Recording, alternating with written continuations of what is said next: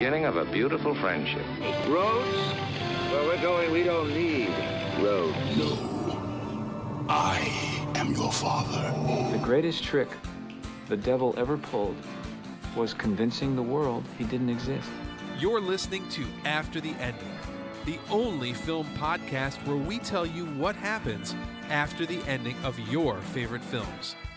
And now, here are your hosts, Mike Spring and Phil Edwards. Hello, everybody, and welcome to another episode of After the Ending. I'm Mike Spring. And I'm Phil Edwards. And tonight we have a Bat-tastic episode for you. It's our almost all Batman episode, but not entirely all Batman. Just almost. Yeah. We're close. Yeah. Technically, everything's linked. Everything's linked because we always work on magic, research this, and plan things out. Well, yes. I say plan things out. Sounds like a conspiracy. One of us goes, "Oh, do you know this? Oh, yeah, that's how planned out we do." Right. We do sound like conspiracy theorists now, though. Everything's linked. It's all ties together.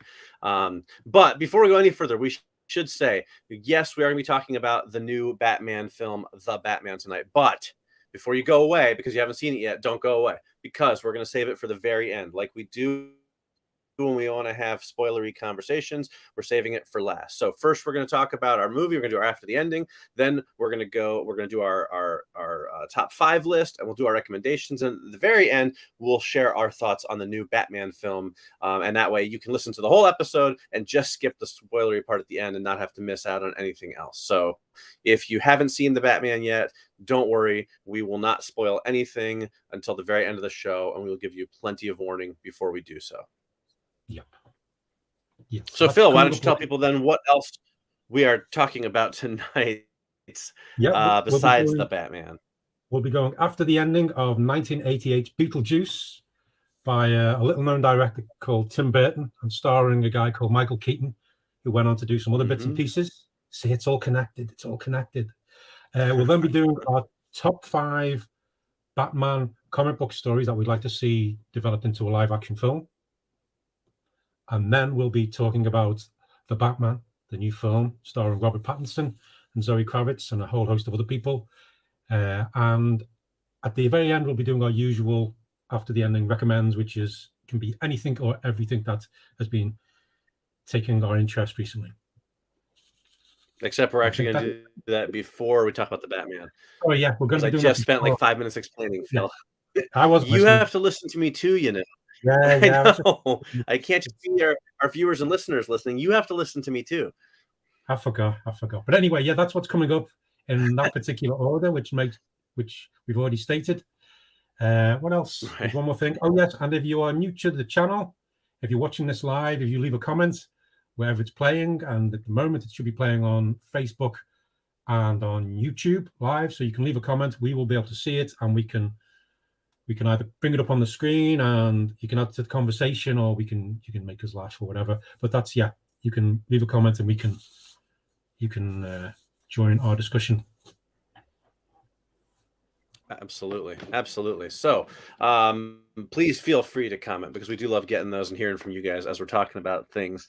But let's start off with where we usually start off with our After the Ending. So tonight we are going after the ending, as Phil said, of 1988's hit comedy Beetlejuice. Should I do the recap first, Phil, and then we talk about it? Should we talk about what we think of it first and then do the recap? What do you think? Let's talk about what we think of it and then do the recap. All right. Well, I'll let you start then. How do you feel about Beetlejuice? I always quite enjoy it. It's a little bit, I was going to say a little bit different for Tim Burton stuff, but it's not. Because it's just got a kind of a different vibe to some of his other films. Maybe it's not quite as manic and as mad, or as it goes on, and his style comes into it more and more. But I quite like the story. It's always like the fact we're following the married couple, Gina Davis and Alec Baldwin, as ghosts, and I like the way we stay with them a lot. I'm also always surprised by how little Beetlejuice is actually in it.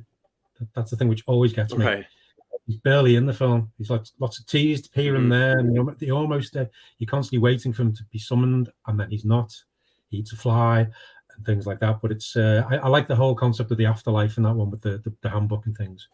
But it's always great performances, good use of music. I really like the whole style of it all with the sandworms and just the design of everything. And when they're trying to, what are they called? Adam and Barbara, the ghosts, when they do the thing where they're trying to scare them, you know, they're distorting their faces and poking their eyes out and things for ghosts. I really like it. It's a good one. It's kind of like a gateway to a horror film for probably many kids back in the day. Right. Yeah. But I like it. I always enjoy watching it whenever it's on. What about you? Right. I like Beetlejuice. Yeah, I think you know, I've talked before about how many a film in my younger years was ruined by expectations, you know, heightened expectations. And I will say that when Beetlejuice came out, I think it was probably the most excited I had been for a film up until that point. Like I was so excited for it. I thought it was like just the funniest movie ever. And I just don't think it could have lived up. It could have been, you know, I don't know what. It could have been like, you know, the greatest film ever made, and it wouldn't have probably lived up to my expectations for it. And I think that's always, but then I've gone back and rewatched it a couple times, and I still always feel like it's enjoyable, but it's missing something to make it a really great film for me, and I can never put my finger on what it is.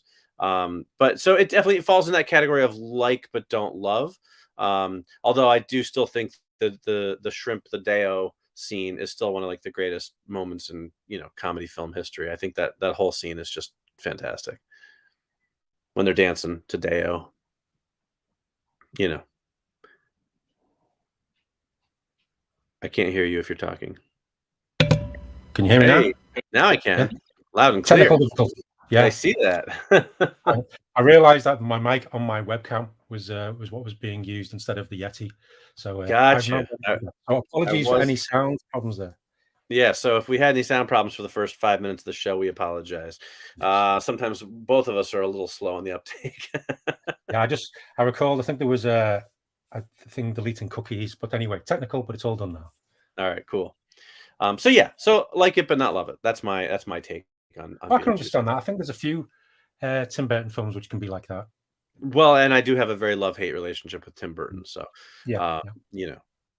Actually, it's one of the few films of his that I'm not completely on one end or the other of. You know, I feel like with most of his films, I either really, really like them or I really, really dislike them. And I feel like Beetlejuice is one of the few that kind of falls in that middle of like, yeah, I like it, but I don't, you know, I don't really, really like it. So interesting. I can understand that. But the actual character Beetlejuice, I always liked him. Michael Keaton, he's unrecognizable in the role, right? Basically. But, yeah. He's terrific. Absolutely, it's a great performance, without a doubt. All right, well, let's get into our endings then. I'll do the recap of the film just to remind people sort of some of the ins and outs of what happened. So Beetlejuice from 1988, directed by Tim Burton, starring Michael Keaton, Winona Ryder, Alec Baldwin, Gina Davis, and Catherine O'Hara. So here's the story. Barbara and Adam Maitland are fixing up their Connecticut home when they die in a car accident. They discover they've become ghosts, and they watch as their house is sold to a new family, the Dietzes. They learn they're stuck in their house for the next 125 years and can't leave, and surrounded by a desert filled with giant sandworms, sort of in the like afterlife version for them, not in the real world, obviously. But if they want the Dietzes out, they have to scare them away. Teenage daughter Lydia Dietz can see Barbara and Adam and makes friends with them. But the Maitlands, the ghosts, they summon Beetlejuice, a spirit who can help to scare the family away. He's loud, crude, and obnoxious, and the Maitlands sort of unhire him, but not before he can cause some chaos. When Charles Dietz accidentally performs an exorcism on the Maitlands, Lydia has to call Beetlejuice for help to save them, but he demands that Lydia marry him so he can move about the mortal world freely. She agrees, he saves them, and then sets up a wedding ceremony, but Barbara and Adam disrupt it. Barbara rides a big sandworm in and eats Beetlejuice. In the end, the Maitlands and the Dietzes agree to live in harmony, and Beetlejuice ends up back in the afterlife where his head gets shrunken by a witch doctor. And that is a very quick synopsis of Beetlejuice. That's excellent. Yeah, it does. The way you're doing the synopsis, you realize it does go from zero to crazy, but it goes like slowly, and then suddenly the last quarter just boom, way up there. Yeah, a lot happens there. I was kind of like, oh man, it's been a long time since I've seen this. I need to rewatch it because I forgot about a lot of the stuff that happens. I'm like, definitely needs a revisiting. So, all right, well, let's get into our endings. Do you want to start us off this week? Okay, yeah, I shall go. All right. Okay, it's 5 years since Charles and Delia died. Lydia missed her parents. Hold on, I've just realized at the start of that, 25 years. Yeah. Okay. Yeah. It's 25 years since Charles and Delia died, but Lydia missed her parents, but was glad that they'd not returned from the afterlife as they truly found peace.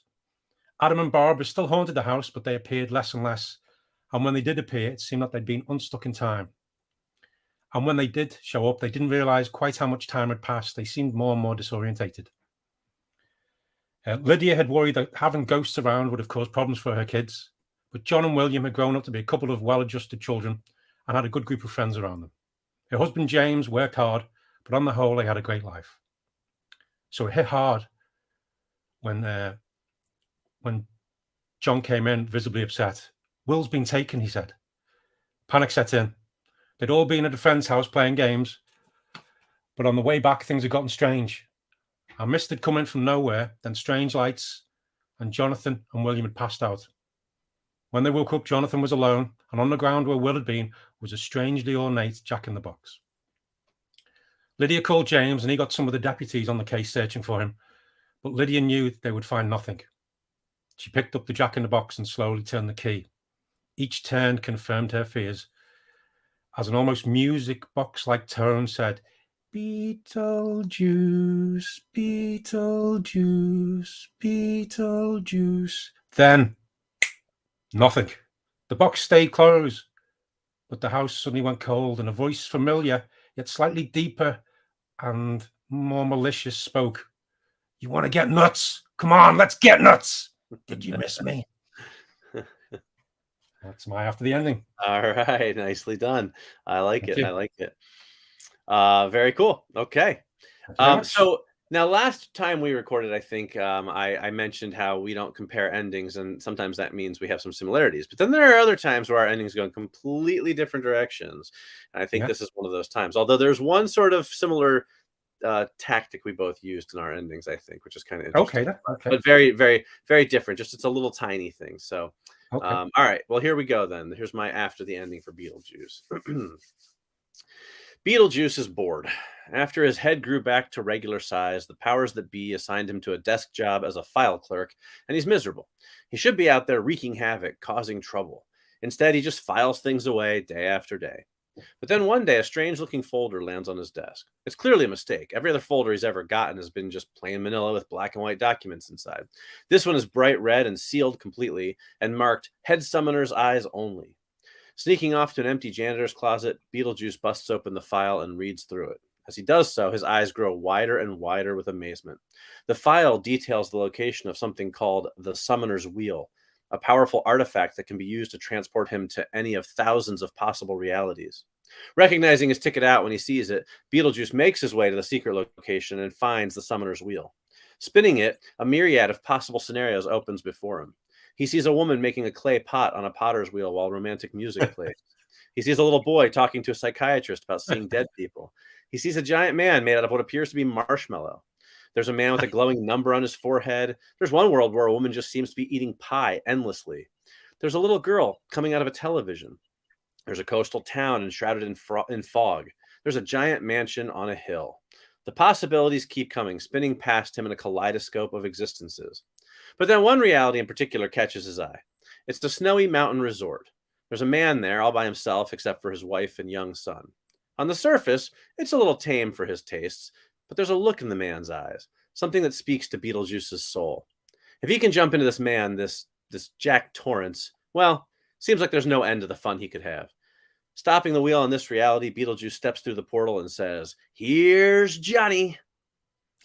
I like that. Very good. That's the end. Thank Very you. good. Thank you. So we both chose to use a quote to end our scenes from one of his other movies. Yeah. That was kind of an interesting idea that we both used that. But other than that, they couldn't be more different. No, I like it. I like that though. Thank you. Thank you. What was the? I think I knew that. So I got all the references, I think. But which was the one with the woman eating the pie? Yeah, so it's a ghost story. It's the most awful movie ever made. Yeah. With was it Rooney Mara, I think, and Casey Affleck, and it's just like 90 minutes of absolutely nothing happening. And there's like a scene where she eats the entire pie, and literally it's like filmed in real time, and it's her eating I swear it's like 10 minutes of the movie. It's just her sitting on the floor eating a pie. It's the most interminable thing I've ever suffered through in my life. So I kind of had to throw that in there. I knew it was obscure and most people wouldn't get it, but I just had to put it in there. No, very good. I know the scene. Yeah. Yeah. How That's can you good. I like forget that. it? I like that. Thank you. All right, so there you go. Those are our after the endings for Beetlejuice. If you are watching live or even after the fact or listening after the fact and you have a platform, feel free to drop your comments. Let us know what you think of Beetlejuice. Are you a fan? Are you not a fan? Yeah, there we go. Fun stuff to revisit. All right. Well, now we are going to so normally this is where we discuss our sort of topic of the week, but we are going to actually skip that for now because our topic this week is the Batman. We're going to come to that at the end of the show because we don't want any spoilers to ruin the episode for anybody. So for now, though, we're doing a Batman-related top 5 list. Phil, do you want to tell people about it?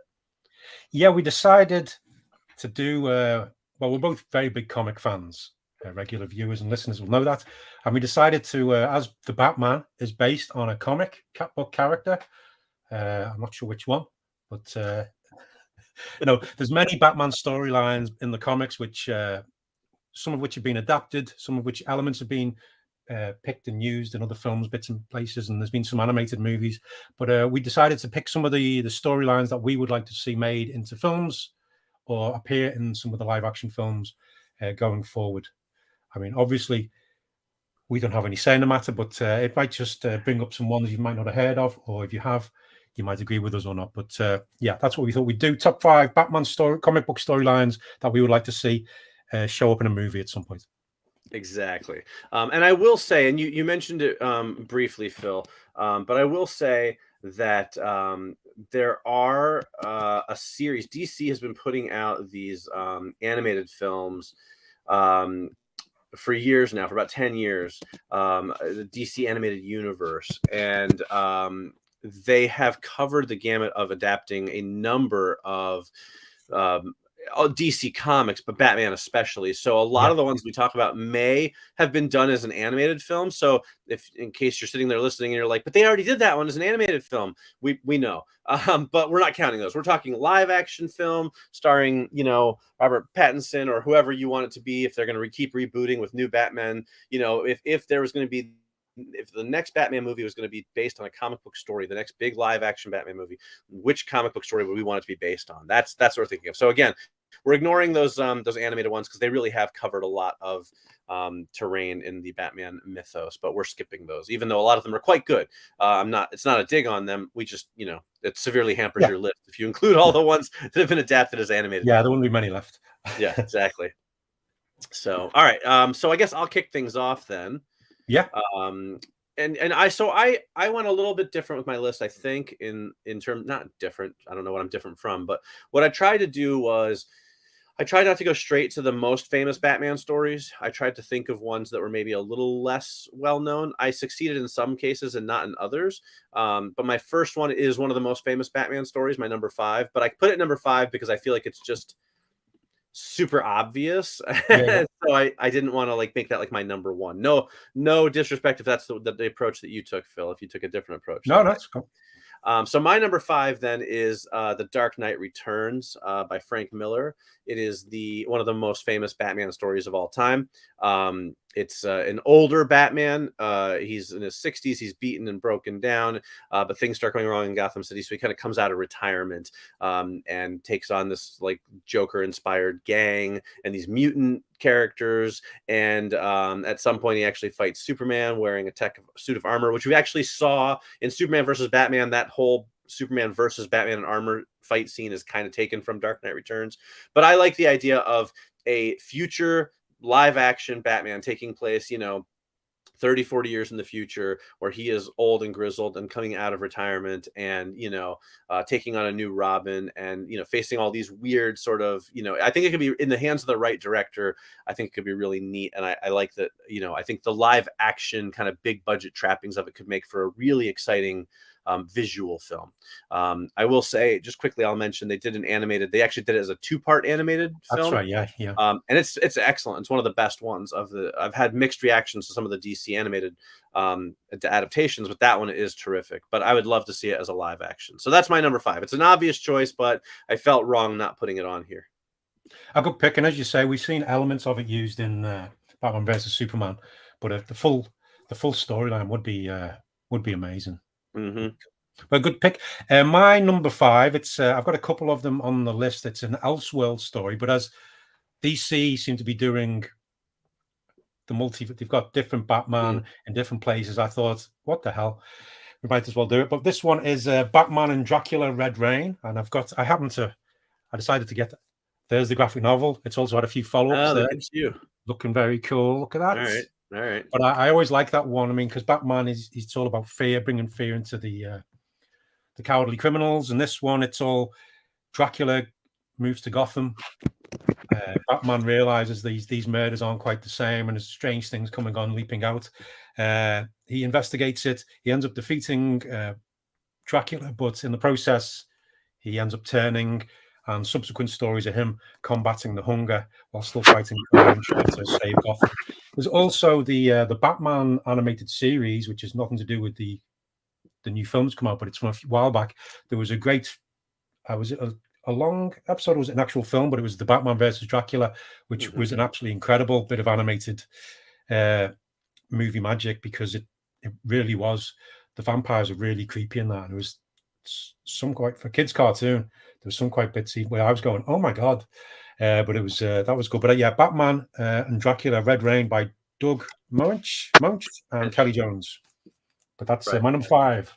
All right, very nice. Almost made my list, actually. It was this close to being on my list, because I like the idea. Again, a filmed version is such a gothic looking, Batman as a vampire could be super cool. Interestingly enough, for my next pick, my number 4, I also picked an Elseworlds. Same kind of idea as you, in that, why not? We're doing all the multiverse stuff these days. So yeah. And my number 4 then is Batman Gotham by Gaslight. My number 4 is look at that. All right. Nice. So there you go. So that is written by Brian Augustine, who unfortunately sadly just passed away a couple of weeks ago. Yeah, that was sad news. And then and Mike Mignola did the artwork for it. It's a good story. I like it. It's not one of my favorite Batman stories ever, in terms of just how reading it goes, but I think so. It takes place in like the Victorian era. It's basically like Batman versus Jack the Ripper. I mean, that's it. And that's what I sort of took it on, was like, just as a pure concept, like the idea of like an 1800s, like, or late 1800s, early 1900s Batman without all the car and everything, without all the gadgets, just kind of more of the classic like detective / fighter going up against Jack the Ripper and trying to solve this mystery. And I just think that's so ripe for being a really cool looking, unique film. So I based it more on the concept than the actual story. Not the story is not great, but just that kind of that log line, Batman versus Jack the Ripper. Like, I want to see that movie. Yeah, that's basically the same. Yeah, well, I think lots of the Batman stories, you go for the basic core of the story. That's what it would be if they were going to adapt it anyway, because if they did a direct adaptation of lots of these things, it can end up being a bit dry. But yeah, taking that, it would just be amazing. And as you mentioned, it's Mike Mignola who did Hellboy as well, so the art's really good and stylish. Back when he was a bit more detailed as well. There's also this one. Was this Batman Houdini? Was that a sequel to it? It's not actually. It's just a different one. It is another Elseworlds, and I actually really like that one. The artist on that, Mark Chiarello, is one of my favorite artists. I don't believe it's related story-wise, but it is similar time periods, but it's a different take on Batman. Yeah, you can pick and choose a bit out of that, but the whole, as the Gotham by Gaslight, that time period, that Batman in the foggy city would be really good. Yeah. But that's both on number 4. So that's the reason why. All right, we had one tie. Now, I think we're not going to have a tie on one that we're the same. I'm pretty sure that we're not going to have it for this next one. So my number 3 is actually a 3-way tie, but here's why I did that. It's not so much a tie as it is a movie trilogy. Okay. It is 3 stories that I realized when I put them all up, when I was putting my list together, would make an absolutely phenomenal film trilogy, in my opinion. And the stories are A Lonely Place of Dying, A Death in the Family, and Under the Hood. So for those of you who are not familiar, let me tell you real quickly. A Lonely Place of Dying was a story where Tim Drake, the third Robin, basically discovered who Batman was, figured out his identity, and sort of inserted himself into his life and basically made a case for why he should be the next Robin. And it really was a great story in that it really cemented this idea of Batman needs a Robin. Why? Because without a Robin, he tends to get pushed too far into the darkness and runs the risk of becoming too dangerous, becoming a killer. You know, he needs that light to sort of offset his darkness. Okay, so that's a lonely place to die. Then you have A Death in the Family. This was the famous storyline from the 80s by Jim Starlin and Jim Aparo, where fans could call in whether Robin lived or died, and he died, and so he got killed by the Joker. One of my favorite Batman stories of all time. It's actually one of the very first Batman stories I ever read. I love it to this day. It's one of my absolute favorites. I think it's absolutely brilliant. And then Under the Hood was, so that Robin that got killed was actually Jason Todd, the second Robin. I know if you're not a comics reader, this is a fully convoluted, but Under the Red Hood saw through some sort of cosmic whatever thing that Jason Todd had been kind of brought back to life in through alternate reality type things, and has sort of become a villain now called the Red Hood, which is an homage to the Joker's original villain name. And he becomes sort of a thorn in Batman's side. He's like a grown-up Jason Todd, and he's very ruthless. And so they're at odds with each other. So I'm thinking about this, and I'm okay. So in the first film, we've got Robin, right? Because right now we got a solo Batman, but then Robin comes into play, and we get his sort of origin story. The second film, Robin gets killed. Oh no, tragic, right? This is the dark middle chapter, right? With it's the Empire Strikes Back. And then in the last one, we have the all-out action where it's grown-up Jason as the Red Hood, who's got guns and a motorcycle and a super cool and high-tech, versus Batman. It's all, just balls to the wall action with this great-looking, cool designed villain. Come on, tell me that isn't a film trilogy that would just gross a bazillion. That would be very good. Right? Yeah. So that's why I picked that as my 3-way tie. I'm planning ahead. I'm making a trilogy. I'm just making. I'm making franchises. What can I say? I like it. Thank you. Okay. Well, my number 3 is a storyline that was done by Jeff Loeb and Jim Lee, and I've got the Absolute Edition, which I forgot I had. But it's Hush, and it's just I'm looking forward to dive into that. But there's the lovely Hush. But it's all about how Batman, his life starts getting torn apart by a mysterious newcomer to Gotham, who goes by the name of Hush and is all wrapped up in bandages. I won't go into details as to who it is because it's a good reveal, but it's a great story. It's just Batman's a bit out of his element in some places because he just can't figure it out, and this Hush seems to know things he shouldn't know. It also features many of the rogues gallery of Batman, but often it's nice in that they're more some of them are just cameos, some of them are working together and all this kind of things, but everybody's being manipulated by Hush. And when you finally see who Hush is, you're initially going, what? That's not possible. And then you find out who Hush actually is, and you're going, oh my God, to get all that done, okay, crazy. But that's my number 3, Hush. It was a good one when it came out. It just sort of shook things up a little bit, if I recall rightly. But I do like the storyline. It was good seeing how it developed as well, issue by issue, but it's a great read in the collected thing. But I also noticed, it's not a spoiler from the film, but there's one bit where there seems to be Hush written on something, just in the background scene as something. It was on but I'm not sure whether that was hinting at that or whether it was just something else, but I did notice that word. But we shall see. Maybe they often like to reference things anyway, don't they? Yeah. Just as a little Easter egg. But we will discuss more about that possible connection in our discussion, because I do have something to say about that. So cool. But my number 2 then will sound familiar because it is also Hush. Because it's one of my favorite stories. Now, admittedly, I'm a little biased because Jim Lee is my all-time favorite comic book artist, but I think the story of Hush is great. Like you said, I love this idea of a villain who kind of seems to know Batman's every secret. He's a great-looking villain too. It's such a simple design. He's basically a mummy, looking dude, a guy with bandages around his face, wearing a big trench coat, right? I do love that coat. It's a cool coat, right? But it looks so great, and I think the storyline. What I like about it for a movie too is it's so filled with all these villains, all these characters. They all have kind of small parts here and there. You can do as many or as few of them as you want, right? You could just bring in Killer Croc and Poison Ivy. You could have all the different villains show up. You could keep the Superman element in, or you could leave the Superman element out.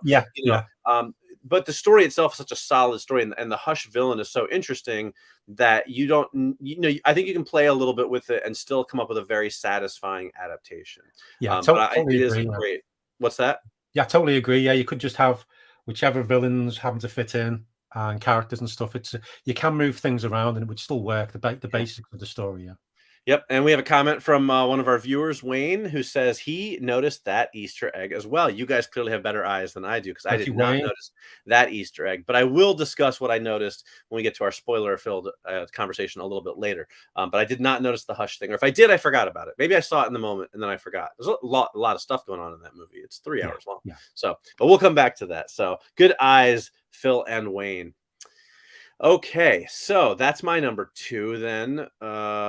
Yes, what's your number 2, Phil? My number 2 is it is one from 2001, I think. It was another one by Jeff Loeb and Tim Sale. It's the sequel to a comic book called Batman: The Long Halloween, which elements of this we used as inspiration for the Batman. But it's the sequel. It's called. I've just got all these out because I've found them all again. I want to read them all. That's easy. It's Batman Dark Victory, which has got quite a striking cover. But it's it follows on from The Long Halloween, and Batman, the crime story, which goes on from there, carries on. It also involves Two-Face, but it sort of like brings in Robin for the first time in this particular iteration of Batman. Shows how the reason why Batman needs a Robin and why he gets Robin to, he's making a child fight crime with him, but it's good how it's brought in. It really works well because, I mean, that's one of the arguments. Lots of people who don't read the comics or many of the comics go, well, Robin's ridiculous. Why have you got him and all this? But it's always a good reason when written well. And I think the introduction is done well. And it's quite late on in the actual thing, if I recall. Right. But I think that'd be a good one. And I could see elements of this being used in a sequel to the Batman, as The Long Halloween was one of the inspirations. Yeah. It seems to have like the whole crime drama and the grittiness to it. But it's, that's my number 2. And also, again, it's a good cast of characters. There's lots of the grounded mafia kind of mob kind of villainy going on, but then there's also the rise of the more bizarre versions of the rogues gallery that Batman often fights. Yeah, definitely. I didn't make my list, although I thought about Long Halloween and Dark Victory. I didn't put Long Halloween in because I think, I don't know, I'm not convinced it works as a film necessarily, but then I didn't put Dark Victory because it's been a while since I've read it, to be honest with you. And I remember that I liked it very much. I don't remember enough of it well enough to earn a place on my list just yet. So I left it off. I think it's a great choice because it is a great book. All right, nicely done. Well, my number 1 is also a tie, but it's not so much a tie as it is one story that leads into another story that is what I want to see. But you need the first story to include the second story. But so technically a tie, but it's not really. It's just one big storyline. And it is Cataclysm and No Man's Land. Cataclysm was a story that ran through the Batman books where there was an earthquake that hit Gotham City, and Batman had to go around like saving people and doing the hero thing and all of that. No Man's Land was in the aftermath. It was a very long-running story where basically the government declared Gotham City as like just a completely dead zone. Like it wasn't worth saving. It was going to be too expensive to fix it. And because it was like an island, they basically decided to just cut it off. And they said basically it's a little bit like Escape from New York. You've got 48 hours to get out of Gotham, and then we're blowing the bridges, and you're all stuck. And it's every man for himself. It's martial law. And I think that's awesome. It was a great story that I loved, but I also, if you guys know me, if you're a longtime listener of or watcher of the show, if there's 2 things in this world I love, it's comic books and also disaster films, right? So the idea of a Batman disaster film, right? Batman, like this is definitely more than one film, right? This is another trilogy, but Batman, like the first film, it is like, earthquake in Gotham City, and it is Batman trying to save people and, and do stuff like that. It gets some real big scale destruction, some big special effects. I love it. But then you've got at least 2 films of this, now it's No Man's Land, and he's trying to like save the little guy in this completely overrun by bad people, because Gotham is not a good place, right? And he is just like running ragged because it's more than he can handle. And he's got his Bat team helping him, Robin, Nightwing, Batgirl, all that good stuff. But I think it'll be awesome. And in this storyline, they introduced Cassandra Cain, who was like a new Batgirl, who was like raised by an assassin. So she was like a super deadly Batgirl. That would be very cool to see her in the films as well. So yeah, you give me a Batman disaster movie and I'm all there. So Cataclysm and No Man's Land, that's my tie for number 1. I'd definitely be up for that. I mean, they used elements of the No Man's Land in The Dark Knight Rises, but it's just that was It did, but it never really got into it all. It was sort of like that was done, and it's just I never got the feeling that it was cut off. And Batman, when he did arrive, he never really did anything about that. It wasn't, right. That was much more of like because it was like the Bane storyline. The No Man's Land in the comics really is very apt comparison is like take Batman and drop him into Escape from New York, and that's what No Man's Land was like, right? It wasn't just sort of like people sitting there freezing and miserable. It was like all of the scum of the earth came out and we're just making Gotham City their playland, and there was no police, no emergency services, just Batman and a few of his helpers trying to like save people's lives and keep the peace, and it was a complete nightmare. Like that's much more of what it would be like than like the way they did it in that movie, which I'm not a fan of. Yeah, no, it's I think it'd be really the actual based on that, the comic itself, that'd be really good. Apparently they did it in Gotham, according to Wayne. He says they did that in Gotham. They just used that in Gotham as well. Yeah, that I will cop to ignorance of. I stopped watching Gotham, I think, in the second season, so I didn't realize that. Knowing what I know about Gotham, I don't think it's a bad show, but I'm guessing it probably didn't hit the full scope of what I'd like to see in like a movie. But that's good to know. Maybe I'll check out that season. Cool. Thanks, Wayne. My number one is one I don't actually own. The collected, I read it like individual bits, or if I did have it, I don't know where it is. But it's a story which I think it went on a bit too long with the actual bare bones with the concept of it. I've picked this mainly because although it's not one of my favorite storylines, I just think it'd work really well as a film. And I think there's room within it might crop up as well. But it's the Court of Owls storyline from 2011, Scott Snyder and Greg Capullo, where Batman discovers a conspiracy that's been going on for centuries. There's this mysterious organization called the Court of Owls who's been controlling Gotham from behind the scenes. They've been behind many different things that Batman's been going through over the years. I just liked the whole concept of it and the whole the design of the masks, and they have the soldiers, basically the Talons. That's what they are. Who are really good. They have some abilities and things like that. But I just like the whole concept of this. There's Gotham. And then there's the criminals who run Gotham, and then there's the corrupt officials, and then there's other people pulling their strings. But behind it all, there's the Court of Owls, and there was the cool little rhyme that was associated with them. But I liked it in the comic books. The main part I liked was when Batman's just slowly discovering this, and there's the clues which are coming up, and he starts going, "No, this can't be. What this doesn't make sense. This can't have been going on." Then he starts realizing just how deep it goes, and then there's the bit where he's going through the maze and he's just slowly going mad and things like that. But I really liked, as I say, it's sort of, I feel like it either went on too long or just got a bit too convoluted. But at the core concept of it, the Court of Owls, I think would make an amazing film. And I think if the sequel to the Batman, if he took elements from the Court of Owls and Dark Victory, I think that could work really well. Yeah. Well, you may get your wish on that one, Phil. The current rumors on the street are that the Court of Owls storyline is going to be developed some way or another in some sort of Batman thing. I think either the next story or maybe the Gotham Central show. I think they're working on something like that. It'd be nice if they built up. I mean, if DC had a more cohesive kind of something, they could build up the court. It could be like little clues. Maybe there was some clues in the Batman. I don't know, but it would be nice if you had little things here and there, especially if they got these spin-off shows related to the Batman. Yep. And just things where even it's just like some graffiti and things like that, but like clues built up, and then eventually you go, "Oh no, the Court of Owls has always been there," and you go, "Oh no, they have." When you show flashbacks, that would be good if they could do that, but we'll have to wait and see. But that's my number one, the Court of Owls. Good choice. I like it. I thought about it for my list. I actually came very close to making it on there, but I ended up not putting it on. So I'm glad that you mentioned it. So there you go. Those are our top 5 Batman comic book stories we would like to see made into movies. I think both some good lists there, some really good reading. If you guys are looking for Batman stuff to read, maybe you went and saw the movie and you're like, "Oh, I want to read some of these comics." Any of the graphic novels that we mentioned, all of them are collected into trade paperbacks you can buy online or at stores. And they're all worth reading. I think every single one of them is a great story. So I did have some. I had some honorable mentions. Oh, great! Well, let's hear it. Yeah, this one is the Cult, where Batman, basically there's this weird cult going on in Gotham. Batman gets pulled into it, and it's just bad things happen. Yeah, I love the Cult. Good stuff. Yeah, I've not read that in a long time, but I'm being really good. Yep. There's Batman Year 2, and that's Batman holding the gun. Yeah, also almost in my list.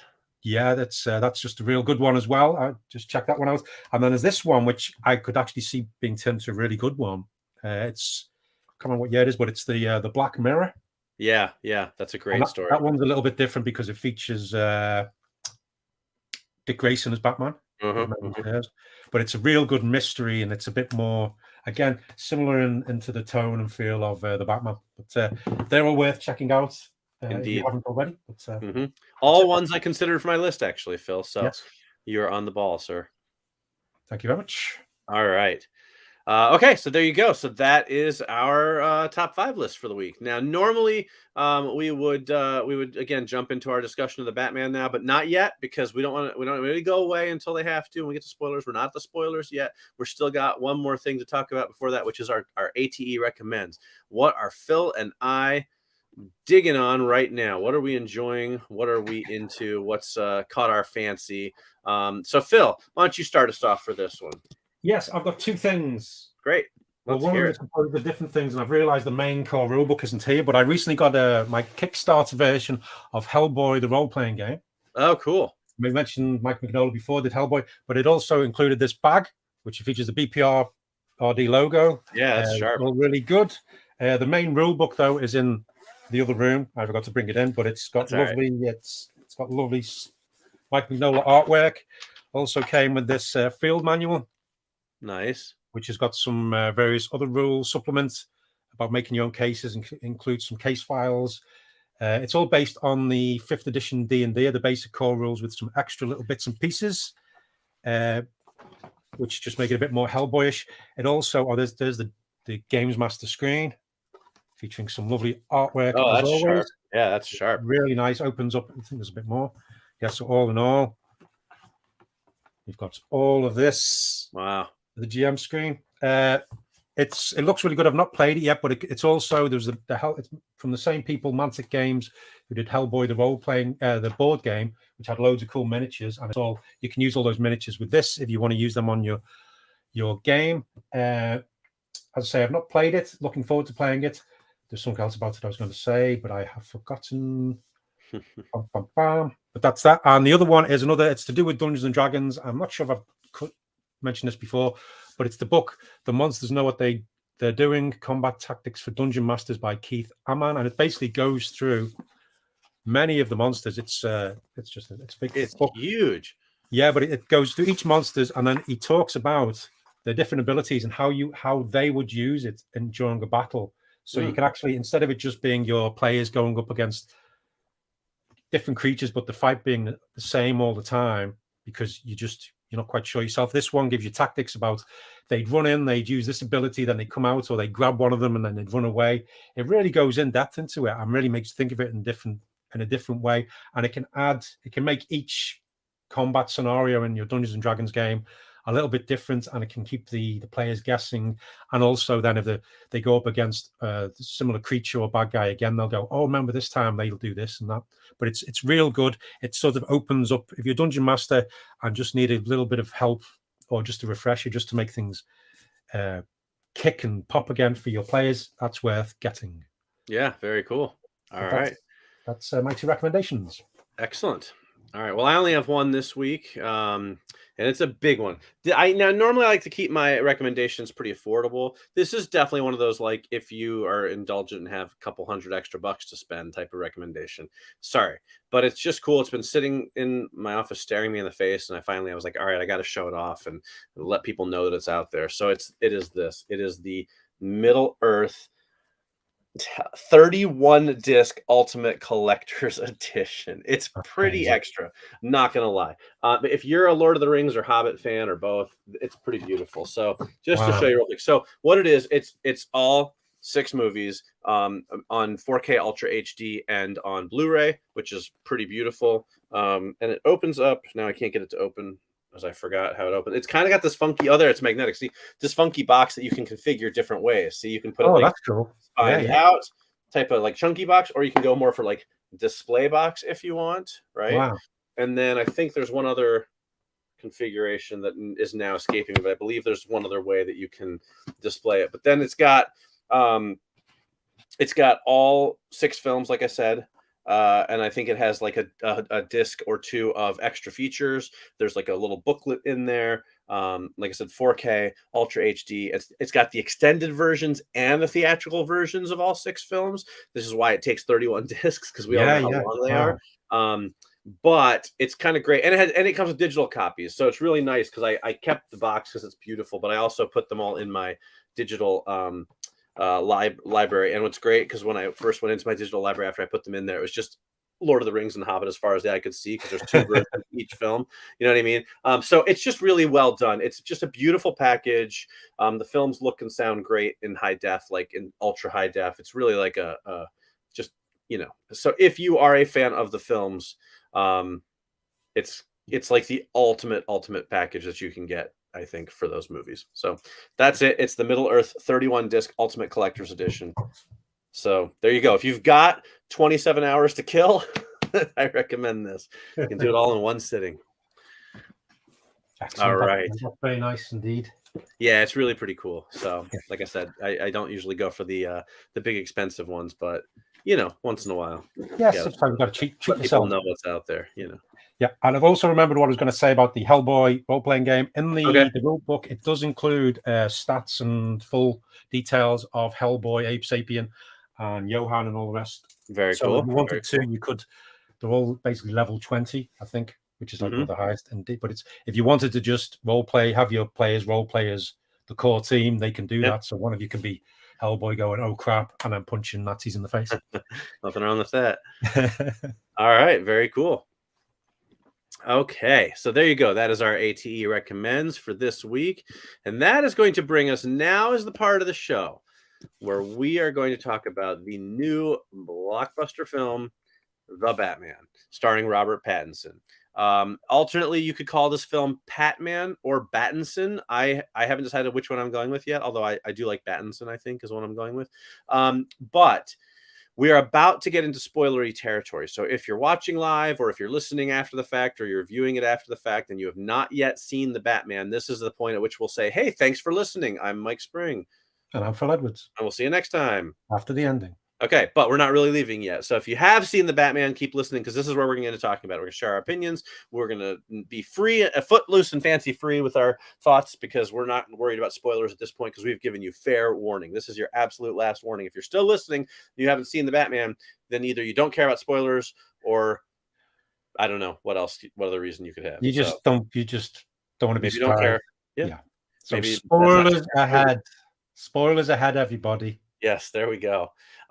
So we don't do this all that often, but once in a while when there's a really big movie that everyone's talking about, we like to dig into it a bit. And since we both have had the chance to see The Batman in cinemas, and because everyone is talking about it, we thought, hey, we want to talk about it too. Let's share our thoughts. So Phil, tell me, what did you think of The Batman? I am vengeance. It could be just called Vengeance. I loved it. I thought it was great. I really did. It felt very much like a comic book Batman. I just loved the whole look and feel of it. Gotham looked amazing. Robert Pattinson as Batman was incredible. The design of the suit, the Batmobile, just the set design and just things were fantastic. I like the story. I love the fact we finally got a detective, proper detective, Dark Knight detective story. Paul Dano as the Riddler. Chilling and a really effective use of it, but yeah, I thought it was fantastic. The supporting cast was great. Yeah,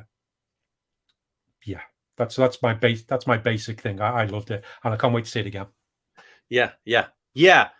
So that's interesting. Actually, I mentioned expectations earlier. I went into it with fairly not low expectations, just no expectations. You know, I don't have a lot of faith in DC. I thought the trailers for the film looked pretty good. Yeah. I was one of the people who thought Robert Pattinson was going to do a great job because he's a great actor. And I feel like if you've ever seen the movie The Rover, you know exactly how good of an actor Robert Pattinson is. So I was never worried about him. But, you know, I was kind of like, all right, you know, another Batman film. I haven't loved the last few portrayals necessarily, or just kind of the way they've done him in films. And then I heard it was 3 hours long, and I was like, oh my God, like most films just do not need to be 3 hours long. So I went into it just kind of like, all right, well, let's watch this and see what happens. And it's funny. I was talking to a friend of mine about it the other day, and I said, you know, I think like for the first hour or so in the back of my head, I was sort of looking for things to find fault with, where it was like, see, this didn't need to be here. Why is it 3 hours long? Because I was so annoyed about the fact that it was 3 hours long. But at a certain point, I got over that because I was just enjoying the film. and I think that's really impressive. I still think it could have been a little bit shorter. I don't think it needed to be a full half hour, 3 hours. Yeah, yeah. 230, 240 would have been fine. But there's not a ton of fat on the film. There's not a lot of wasted stuff. There are a few flaws. I do have some flaws with it, but overall, I did really enjoy it, actually, and I do want to see it again, which is surprising to me because it is a longer film. But I'm like, yeah, I want to jump back into that, see what I missed the first time, and just sort of it's very immersive. Like, you definitely feel like you're kind of in it. But here's the thing I'll say: unlike, for example, The Dark Knight, which is one of the most overrated comic book movies in my opinion, as much as I love Heath Ledger, I remember coming out of The Dark Knight feeling like I had been physically assaulted. Like, I was like exhausted after watching that movie. Like, I just felt like beat up by it. You know what I mean? I was like, this movie like attacked me. I didn't enjoy that movie because it assaulted me. You know what I mean? And I don't hate The Dark Knight, but I don't love it either. But this movie, I didn't feel that way when I came out of it. Do you know what I mean? Like, I felt I came out of it being like, okay, that it was dark and it was, serious, but like, I didn't feel like it hated me. I didn't feel like I had been beaten up for watching it. I came out of it feeling like, hey, that was pretty cool. I felt like excited, not like drained. And that's really impressive, I think. No, it's a good point. I mean, I think one of the good things was it was a Batman film. We were following Batman, because lots of the other films, it's often the villain overshadows him. We spend more time with the villain and things like that. Yes. But this time we were with Batman from the very beginning, from the voiceover, which reminded me like Rorschach kind of thing, and keeping the diary. I really like that. But it's, as I say, it's 3 hours long, or just shy anyway. But like you, it seemed to fly by for me. I mean, there's some scenes which probably went on a little bit longer. If you want to cut it down, it wouldn't be taking out big chunks. It would just be like shaving off a little bit from scenes here and there. I think probably shave off about 15-20 minutes doing that. But I liked it, the fact it took its time, because it was a detective story. We got Batman trying to figure this out himself. He's trying to figure out how to be Batman. He can't understand why what he's doing isn't changing Gotham. Because that's what his intent is, but things just seem to be getting worse. But I like the way it's him learning, and I love the fact as well, he wasn't the Batman we've seen previously, where he can do all these things easily enough. Like when we see him jumping off the building and with the wingsuit, and he finally comes to land, and it goes dreadfully wrong, and he's just rolling along. I was going, oh my God, it's just, we see him get winded and wounded and things like that. And he doesn't know, he's not the all-knowing, planning for everything Batman who we know in the comic books, and how he seems to end up sometimes. But if anything, it felt almost like this could have been the sequel to Batman Begins more than The Dark Knight was. It could have been in between those two films, because he's still Batman Begins, he's putting it all together, learning, and this, the Batman, he's still doing the same, and it's moving on, and then it could be bringing things in like that. But yeah, I like the pace of it. I think it worked well. Yeah, agreed. So let's do this. Let's share some things we liked about the film. Let's go through and talk about some of the things we liked a lot, specific things. Again, spoilers for anybody who's still watching or listening. And then we can go through and share any of the flaws or things we didn't like about it, and just to give fair shake, because there's a few things that I had issues with, and we'll kind of do it that way, I think. So how's that sound? That works for me. Yeah. All right. You want to start? You want me to start? What do you want to do?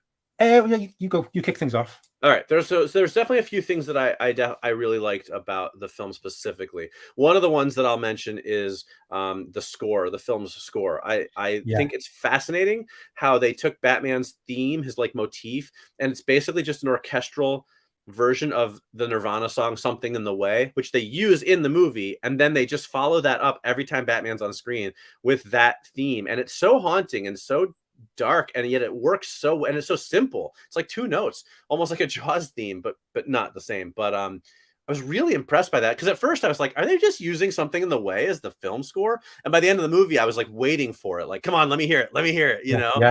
Yeah, that was neat. I liked that a lot.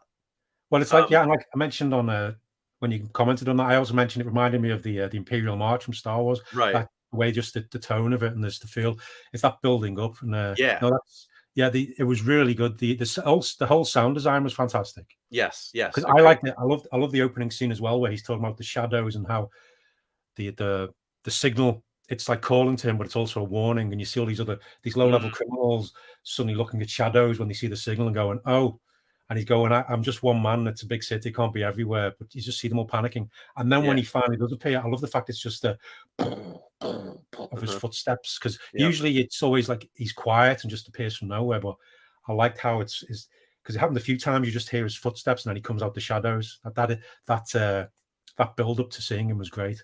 Yeah.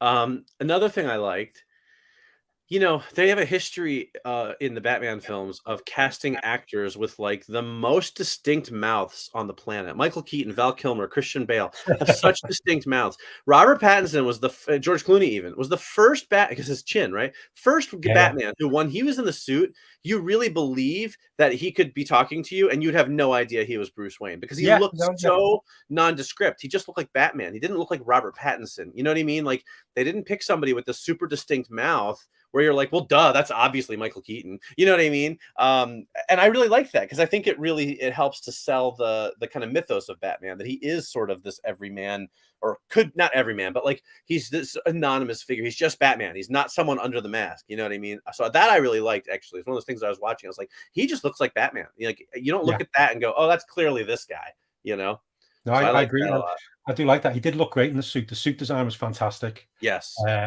Still wasn't quite sure about him being bulletproof, but that's another thing. But I also like the fact as well that they didn't gloss over the fact he was wearing makeup. He had like eyeshadow, because he took it off. It'd still be it was still on there. I like the fact when he was breaking into the nightclub, he took off the suit, had it in a rucksack, and he still had the makeup around his eyes. I like the fact that was a part of it. Yeah, for sure. I also like the way he did it. There was lots of bits where, when he was Batman and people were talking to him, he wasn't saying anything. He just gave them a look or tilted his head. There was lots of that. Basically, inside he's going, yeah, I'm Batman. That's why I'm doing this. Right. Because they could have had him a bit more talky, but they didn't. They kept him. I get the feeling he probably cut lines out at the end, but I like the stillness and the quietness of him, which was really good. Yeah. And sometimes, to that effect, I think sometimes people, when they write Batman, whether it's in movies or in comic books, they make him kind of an a-hole. It's like, and what I liked here was that, Pattinson's portrayal, he was quiet and he was all business, but he wasn't like there are times when you read Batman, you're like, this guy's a jerk. Like, don't be a jerk to police officers. He's just doing his job. You know what I mean? Like, Pattinson, and I did like that aspect of the story too, where he was cooperating with the police, and there was clearly mixed feelings among the police about him, because this is, again, early on. It's year 2, right? And so it's, there's still some misgivings about him, but he was working with them, like in the early crime scene, when he comes in to inspect it and stuff. I thought that was cool, but I did like him much more as sort of just quiet and observing and speak only when needing to say something, rather than being like sort of this big fat jerk character. I kind of like that too. Oh, totally. Yeah, I also like that was the other thing.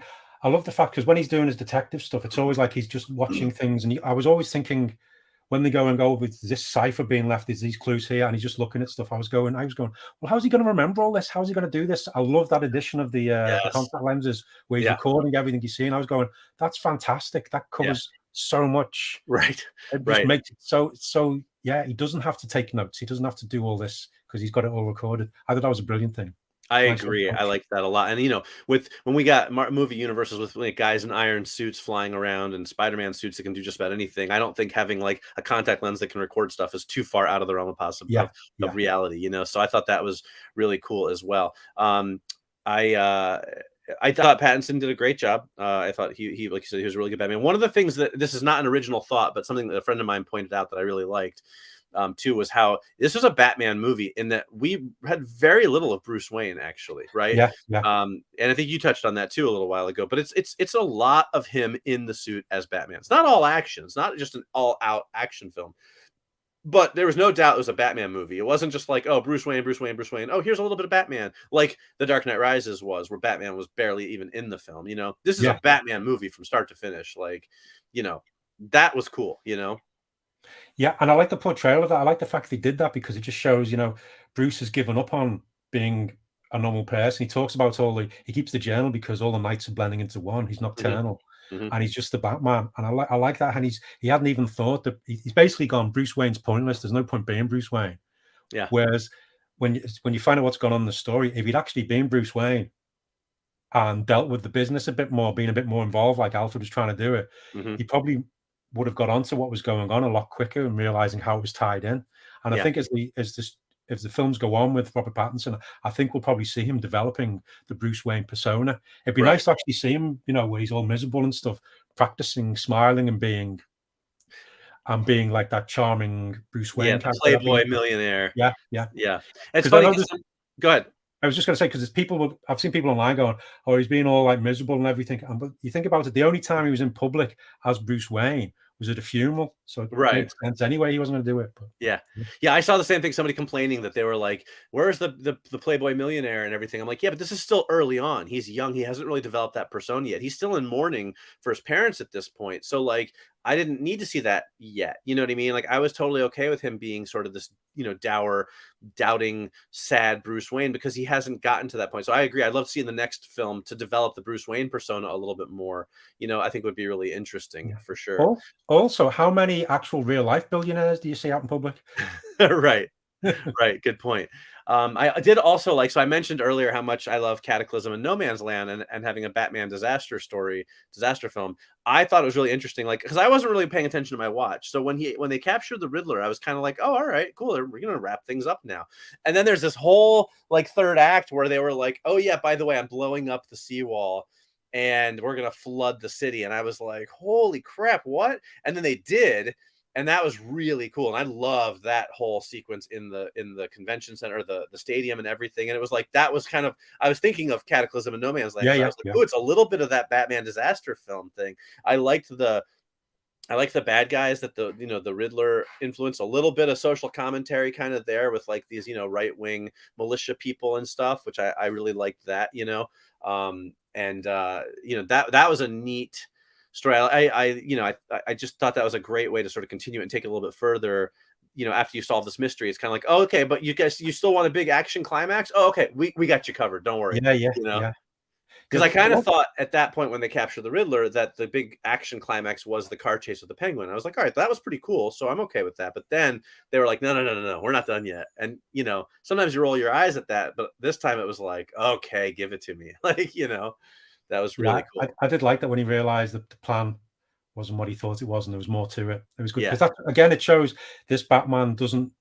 He's still learning. He's still really, he's not infallible. He's not omnipotent. Yeah, I saw somebody commenting too about how he solved all the puzzles too easily. I'm like, really? Because he missed the big one that caused the city to flood. Like, he didn't figure that one out. A couple of riddles he figured out easily. That's not that hard, right? I figured out one or two of them as I was watching the film before they did. Like, but the thing with the map on the floor and everything, when he says, I gave you everything you need, that he missed. Like, that's a big, that's a big deal.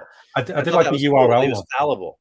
Yeah. The URL, I like that one. That was good. Yeah, I agree that, and that one took a little while too. So I don't get that complaint, but and then I think, like I said, like you mentioned too, the film, it just looked great, and it was dark, but it was never like, you could always tell what was happening. You could see the action. Like, they just really did everything well. Like, there's so many of these types of movies where it's like, oh, here's a fight scene. I can't tell who's fighting who, or I can't tell what's happening right now because it's all edited to within an inch of its life.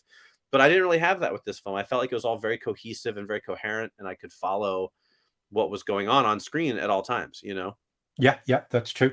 I really like the Batmobile when because you kept seeing bits of the Batmobile and he was putting it together, but when he basically just turns it on and just that whine, that something filled the cinema because it was scary. It was just that scary whine. It was just like that, and the roar starts coming up. But when it was going on, like the Penguins looking at it going, "What the hell's that?" And everybody's basically going, but I just like was going, "Oh my, that's how you make an entrance." And it was just.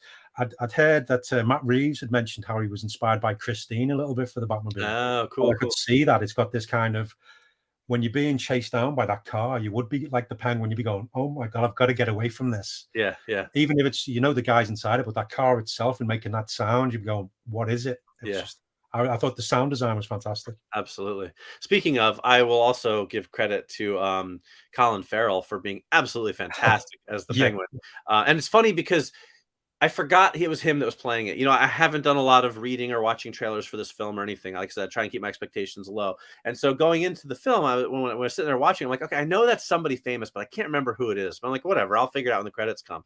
And then when the credits rolled and it was like Colin Farrell, I was like, oh my God, I forgot that was Colin Farrell. Like, that's so crazy because he doesn't look or sound anything like him. Like, what a great job he did, and the makeup and everything, like, was so impressive, really, really well done. Oh, I think the whole supporting cast was good. That was the other thing. I thought Zoe Kravitz as Catwoman, Selena Kyle, was great, and I liked the way it was the whole look of her was pulled from the pages of Batman Year One as well. Yeah. With the when she's in the apartment and things. I like that. I like the whole way it was. She was the reasons why she was involved in it as well was good. Yes, I thought story-wise that worked really well. Yeah, it was. It wasn't like she was just happened to be pinching stuff. Yeah. Connection. Exactly. And Jeffrey Wright, I thought was terrific as Commissioner Gordon. Oh yeah, I really liked it. He was great too. I liked the little bits of humor with when he was involved. I love the bit with the thumb drive. That was great. And Paul Dano as Riddler. Yes, he's really good. I mean, you go from being wearing that suit like it's like Seven meets the Zodiac Killer. Yeah. So, and then when you finally see him without the mask on, and he's just got that smile. Right. He just looks like, and when he loses it as well in the prison cell, when he realizes Batman's not on his side. I thought that was he's chilling. He was really good at doing that. I agree. And Paul Dano's always a great actor, I think, but I do think he did a great job. A lot of credit to him because he's wearing a mask through the entire film, basically. That's like not a lot of like FaceTime on camera, but he did a great job with it. It's funny you mentioned Seven because I've described the film to some people. Some people have asked me, like, should I go see it? I'm like, well, if you just want to see a guy dressed up as a bat beating people up, no. But if you want to see Batman dropped into the movie Seven, then absolutely. And that's kind of how I describe it. Not quite so violent, of course. But it is very much that like Batman in the Seven aesthetic, which was fascinating and should not have necessarily worked as well as it did, but it did. Yeah. So Matt Reeves did a good job. Yeah, a lot to like. It's interesting. Speaking of Matt Reeves, real quickly, I just tell you, I interviewed him several years ago. I can't remember what movie I interviewed him for. I don't think it was Cloverfield. It might have been one of the Planet of the Apes movies. It was a phone interview. And I had like 20 minutes with him and I had a whole list of questions to ask him. I think I got through 2.5 of those questions because he talks at such length and he's so smart. He's one of those guys who's so intelligent that I asked him a question and it was like a 10-minute answer. And about 2 minutes into it, I was like, I have no idea what you're even talking about anymore. Like you've lost me because this is you're so intellectual and so esoteric with the way you think that I honestly don't really know what we're talking about anymore. I always remember that. He's a nice enough guy, but just so like, he's just one of those people who operates on a different plane, I think, than most people do. And I think that you can see that in this film. Like, what I mean? Yeah. Everything was deliberate. There was nothing accidental about it. Yeah, cool. One more, go ahead. Do you have something? Do you want to say something? No, go. One more thing I'll say on the positive side that was we talked about when we mentioned Hush. There was a much more direct connection to Hush in the film, which was the journalist that Falcone killed was William Elliott. That's it. Yes, that's Tommy Elliott's dad from the Hush storyline, and Tommy Elliott, of course, being a huge piece of the Hush storyline. So I was wondering if we were going to see any more from that, and they didn't go any further with it. But it did make me wonder if they were going to develop that for a further film, or if it was just a neat little Easter egg, like, hey, we can throw this in here for the fans. But I thought that was cool. Yeah, of course, that's the name. Because when he came up and was mentioning his name, I was going, "Oh, I didn't get the connection with the name," but it's got my head going. I was going, "Oh, he'll be like the Riddler's going to be his son and stuff." So it must have been something was knocking around in my head. But that's an excellent point. Yeah, I like the way as well because of that as well. It showed Bruce Wayne's parents weren't super squeaky clean like they're often portrayed. There was right, and I was a little worried when they set it up to be like his dad had this guy killed, because I was like, okay, let's not go the other direction either, though, where we need to like take an effectively good character and make them a bad guy just because it suits our idea for the story, right? I like the way they resolve that as, he did something he was ashamed of, but he never meant for the guy to get killed. Like that wasn't the line he was prepared to cross. That I was happy with, because I hate when they do that. They're just like, oh, this character that's been in the comics for 50 years, they're a bad guy now. And you're like, really? Do we have to? You know what I mean? I worried that as well, but the way they change it, yeah. All right, so let's. Go ahead. Sorry. Andy Serkis, I thought was good as Alfred. I just wish there'd been a bit more of him. But I like the way they took the Alfred from the Batman Earth One. Yes, that's a great story. It was basically him, wasn't it? He was the ex. You could tell he was like an ex-soldier, and because he mentioned how he trained Bruce. So I don't know whether they're going to have in this version of the film whether Bruce being trained by the League of Shadows. I don't know whether that's going to be touched on, but I did like that, and I thought Andy Serkis did a good job. Just wish there'd been a bit more. I like the fact he was solving some of the puzzles as well. Yes, agreed. I liked him quite a bit, and I agree with you. It could have been a little bit more, or at least at the end, I would have liked to seen one more scene with them together after the hospital scene. But I did actually think maybe they're going to kill him, and I'm glad they didn't. So Yeah, I wasn't sure what they were going to do there. right. I was thinking that. So okay, so let's flip it a little bit and talk about if there's any things. And this isn't like let's tear the movie apart. Obviously, we both enjoyed it quite a bit, but I had a few. There's a few things that I took a little bit of issue with. Was there anything that stood out for you? Yeah, I really didn't like the cameo of the Joker or the figure in the. Yeah. Interesting. When the Riddler's in the cell in Arkham, and then there's the guy talking, which is what's his name? Oh, Keon. Yeah, well, so I was convinced because again I didn't know who it was. I was convinced it was Jake Gyllenhaal because he sounds just like Jake Gyllenhaal in that scene. Oh, Next time you watch it, yeah. I was like, oh, they're gonna get Jake Gyllenhaal to play the Joker, great. And then I watched the credits and I was like, oh, it's Riley Keough. I was like, that's not Jake Gyllenhaal. He played Druig or whatever in the Eternals. He was kind of like the young kid, not the young kid, but like the mind control guy. Yeah. He's been in lots of things. He was in Killing of a Sacred Deer with Colin Farrell. Right.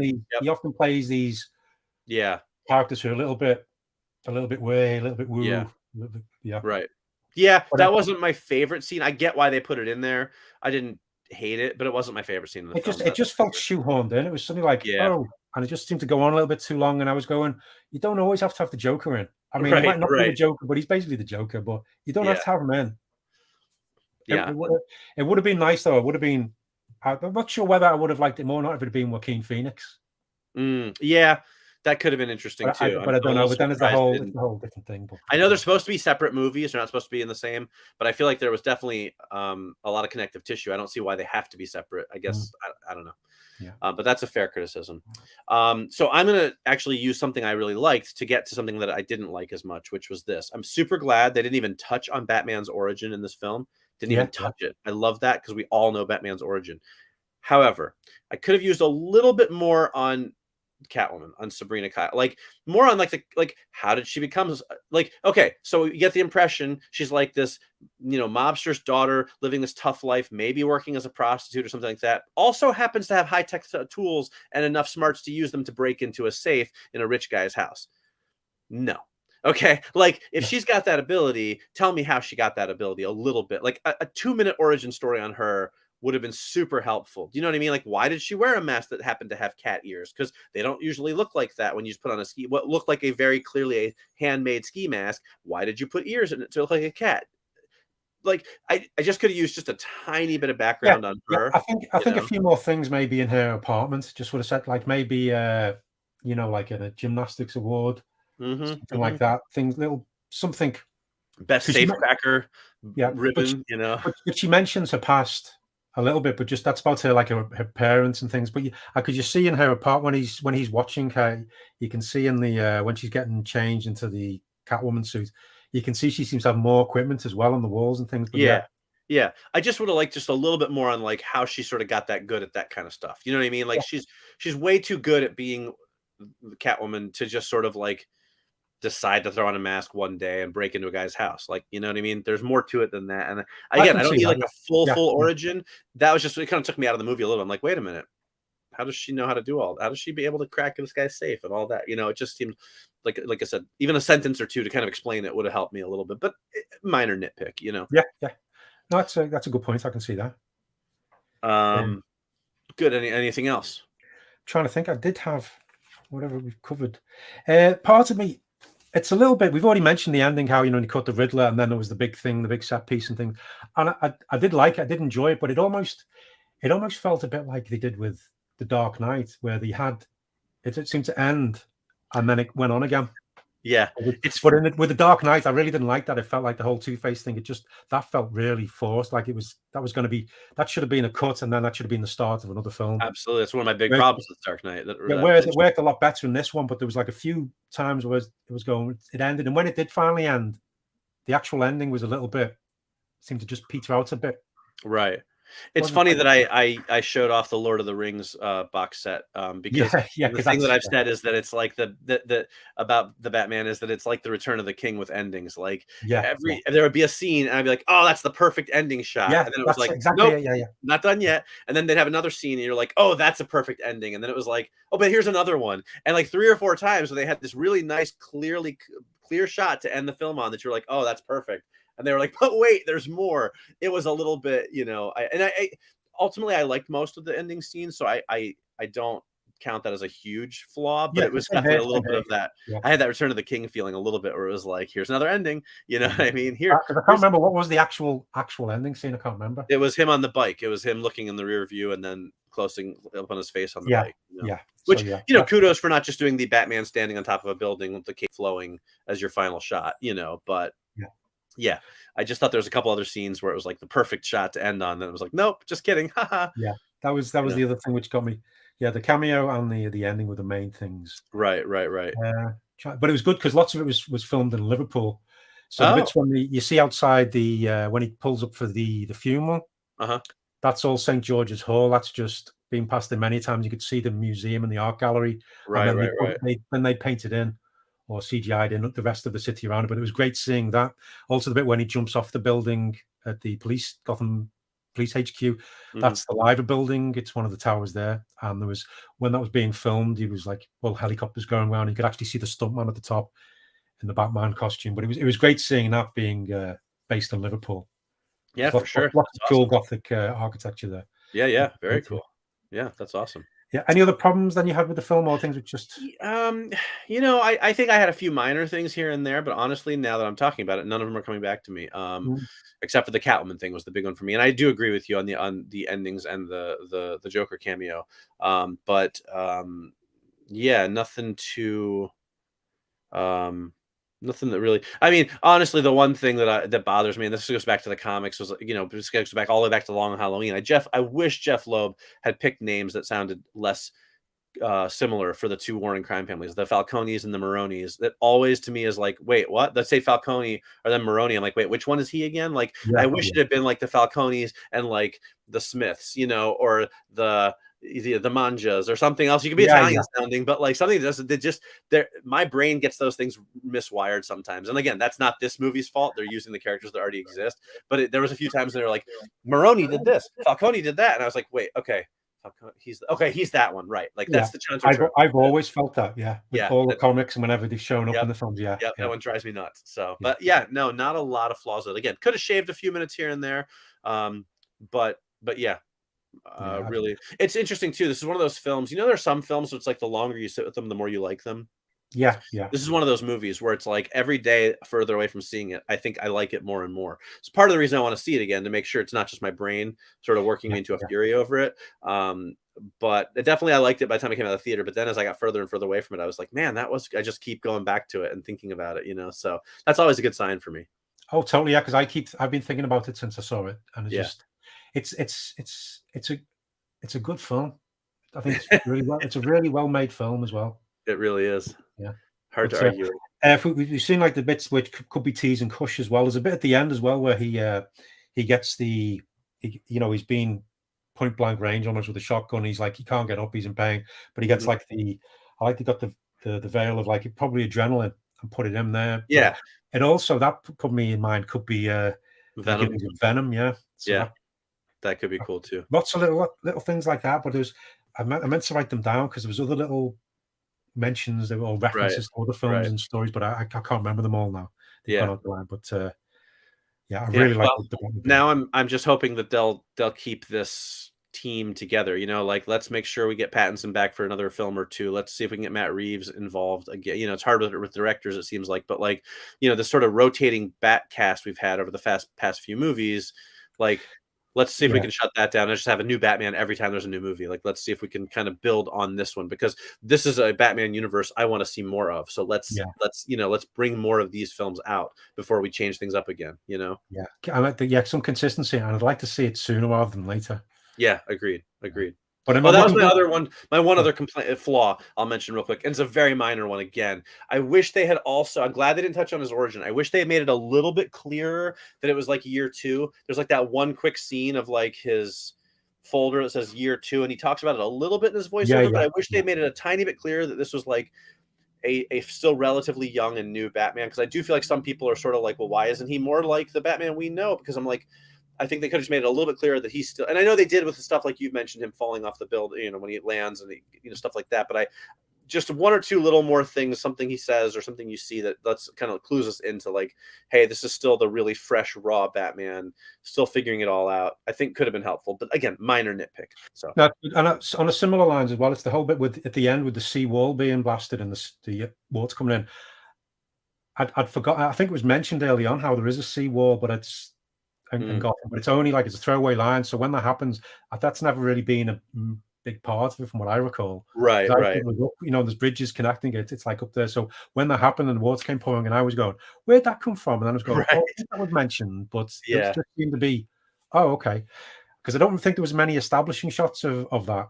Yeah, there could, again, same thing. Could have been just a couple more establishing shots of Gotham as more of like an island or a peninsula, you know, would have helped with that for sure. I think for me, I definitely was like, a seawall. That's interesting. But I think that my mind went back to like the comics, sort of knowing Gotham is sort of like a stand-in for Manhattan, and it's sort of meant to be like an island. So I kind of put it together quickly, but I can see where if you're not a comics reader, that might be like, wait, what? So, and I know you are a comics reader, but I'm just saying I can see where that comes from. For sure. But I like that. I thought it was a good way of doing it. But yeah, just something else, because it just made me go, oh yeah, right, just for a moment, yeah. Valid concern. Okay, one because I think we've covered most of it. Yeah, but just thoughts going in for a sequel. I mean, I mentioned I'd like to see the Court of Owls and stuff. But right. what villains would you like to see in the sequel? You know, honestly, as long as there's only one of them, I don't care that much. I just don't want them to do the thing that the superhero movies tend to do, where it's like, okay, second film, let's put 3 bad guys in. You know what I mean? Like, if you're gonna go Joker, like, give us Joker. Don't. That's one of my biggest problems with the Dark Knight. It was like, you got Joker, you don't need Two-Face. You know what I mean? Yeah. You know, if you're gonna give us, you know, Two-Face or whatever, or Hush, you know, or Bane or whatever, which I hope not Bane, but you know, honestly, I think I'd like to see them go with the Hush story. I mean, even if they don't go with the story from the comics, even if they just sort of use the Hush character, I can, in this Batman universe, the idea of having this character who knows his secrets and can use them against him, I could see how in this cinematic world that would be really interesting, because we got almost a hint of it at the end when the Riddler seems like he knows who Bruce Wayne is. Yeah, he's kind of like Batman holds his breath. Yeah. So, and I think it also, because I love the detective aspect of this film so much, and Hush has this mystery at the core of it of who this character is. I think that it's a great way to keep it with that detective front and center, rather than just going into him, you know, fighting bad guys all the time. Yeah. So that's probably where I'd like to see it go. Well, I mean, the fact this one did have the Penguin and the Riddler in it, but I like the way, you know, because the Riddler was just like this kind of, if they do have multiple villains, I'd like it to be a bit like that, where one of them is sort of just like a supporting kind of like an informant or something like that. Yeah, I think you're right. I didn't think about that, because I think of the Penguin, even though we know he's a villain, though the way they played him in this movie, he wasn't really the villain. He was just a sort of a henchman almost, who, you know, they set it up for him to become become a villain. But he's always too, like, you know, what they've done with him in the comics and stuff has made him more of like a mobster, an information broker. Like, I don't know that we're ever going to see him in the film being like going up against Batman as like the big bad. You know, I like him more as what they did with this, where he's sort of the guy who knows what's going on. He's making the deals. He's kind of running things behind the scenes, but more from like a business perspective, rather than like, hey, I've got a magic umbrella and a bunch of birds and, you know, a top hat and a cigarette. Yeah, I like what they did. But so I feel like you could still have him in the second film and bring in a new villain, and it wouldn't be the sort of the too many thing, totally, you know? Totally, yeah. But I mean, because they're meant to be doing like a mini series, aren't they, with Colin Farrell's Penguin? I believe that's supposed to be in the works. Yeah, that'd be interesting. But I personally, I hope they don't have the Joker in the next one. Yeah, it'd be nice to go a little further before they bring him in. Part of me's thinking it'd be nice to get a villain which hasn't been seen on the big screen. Agreed. But then also part of me would like to see what they do with Mr. Freeze in this universe, because that'd be really interesting, especially because the whole you know, the tragic backstory with his, you know, his wife and things like that. Yeah, they could do. Something tells me they won't go that way, though, because I think a little too science fiction for what they're doing with this film. You know, I could even see them doing like a Mr. Zaz or somebody who's like a serial killer. Yeah, that could work. That'd be good. Although they kind of touched on that a little bit with how they did the Riddler, so maybe not. But that's where I think Hush could work too. You know, I think you could get a really gritty, you know, real world based version of Hush. In this universe. You wouldn't even have to do the whole he looks like Bruce Wayne, or they had the facelift to look like he could just wearing a mask. Or yeah, totally, absolutely. So yeah, all right. I'm looking forward to there you next. Yeah. Yeah. Sorry. Yeah. No, that's okay. There you go. That is our spirited discussion of the Batman. I think we had a lot to say about that, but it seems like a lot of other people do too. So hopefully, you don't mind the spoilers, and but if you're watching or listening, even after the fact, drop your comments. Let us know what you thought of the film, and maybe we'll show them in a future episode. Yeah. All right. Well, we have gone on long enough, Phil. This is a bit of a long episode, but we got Batman stuff to talk about. It's our almost all Batman episode. So, because we had Tim Burton and Michael Keaton early on with Beetlejuice, so it sort of ties in. It's been good. It's been a good one. Yeah, but I think it's time to wrap things up. So, hope you guys enjoyed it. We'll be back in a couple of weeks as always. But thank you very much for listening. And yeah, that's about it. So, hold on. Yes, go ahead. When we're back in a couple of weeks, or near the end of the month, we're going to be having an interview with a very special guest. Yes, indeed. Do you want to tell them who? Yes, we recently spoke to Garth Ennis, comic book creator who created The Boys, Preacher, Hitman, and lots of many other things. And we talked about them, 2000 AD, and many more. We had a chat with him for an hour. Yeah. That will be coming up because he's done a comic book sequel to the 1980s fantasy film Hawk the Slayer. So join us. He did his own After the Ending, so we got him on After the Ending. We're very excited. It's a great chat with him. He talked about many different things. It was good laugh. So that will be coming up at the end of this month, March 2022. Yes, exactly. Very excited about that, about talking to Garth Ennis. You guys, I think, will really enjoy that one. All right, there you go. So a little tease for one of our next episodes, but I think we'll leave it there. So thank you again for listening. As always, I'm Mike Spring. And I'm Phil Edwards. And we'll see you next time. After the Ending.